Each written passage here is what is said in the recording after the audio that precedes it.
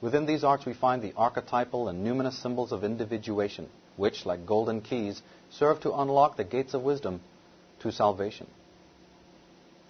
As the gates open towards freedom and empowerment, the vile door to the world's calamity and debauch is closed and locked forever. The divination arts contain the mystery of the great rites of passage, and of how a man may make the crossing from the horizontal plane of his ego life to the vertical one of selfhood. They contain the secrets of how we transcend karmic existence and become one with our dharma, that is, our true life purpose. The cards of the tarot, like an astrology chart, help us demarcate the stages of the great rites of passage that occur throughout our lives. The average everyman may experience approximately 7 major rites of passage during their lives. The awakened person can have more, while the symbolically literate and self-realized person may have considerably more. Their life may be one continuous rite of passage. Either way, the rites cannot be avoided. And philosophically speaking, they exist as unavoidable phases or stages of maturation of and for the ego. They can be attended by periods of intense euphoria and be considered peak experiences.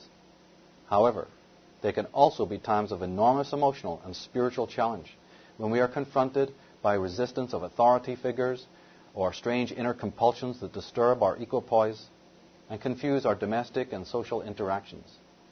The obvious rites of passage have been recognized by mainstream psychologists and philosophers for some time now. They may include birth, entrance to school, puberty, leaving school, the first sexual experience, the first job, our marriages, giving birth, the loss of a parent, or some significant trauma, the astrological Saturn return, a divorce, menopause, retirement, and death. There are many others, such as the moments of betrayal for punishment for misdeeds, etc.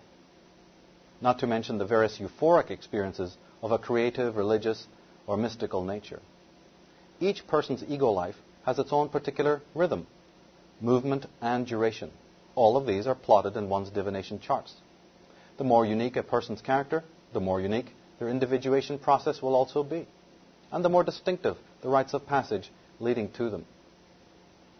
The stage of individuation was known to the alchemists and described figuratively as the quartering, or as quaternity. It is the squaring of the circle of the sacred geometrists, the fourfold vision of God to the Sophics, and the crucifixion on Golgotha, or Skull Hill, to Gnostic Christians and Druids.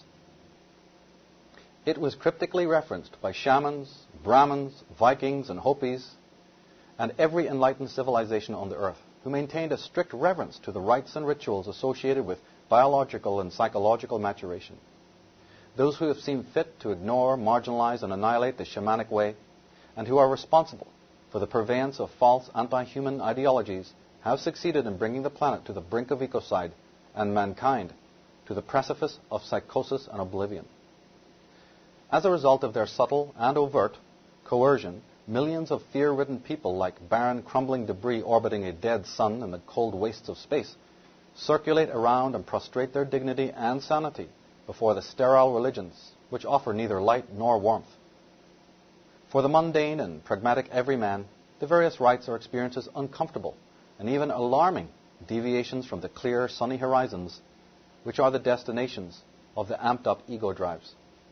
They are considered interruptions in the routine, or punctures in the bubble of normality, which is anything but. Due to these detours and times when the wires become crossed and frazzled, we can find ourselves doing some very strange things. The rules of the game evaporate, or even appear grotesque during such traversals, and our experiences from the past, like the advice of others, become as useful as signposts in a ghost town.